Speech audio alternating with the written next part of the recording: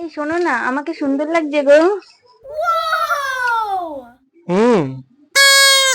আমাকে কেন এখন দেখবে?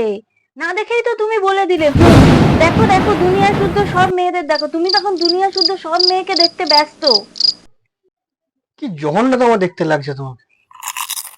হ্যাঁ, এখন তো তোমার আমাকে জঘন্যতম দেখতেই লাগবে।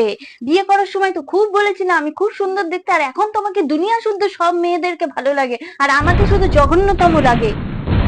এই জন্য আমি কিছু বলতেই চাই না, কিছু বলবোই না আমি। ধর। হ্যাঁ, এখন কেন তুমি বলবে?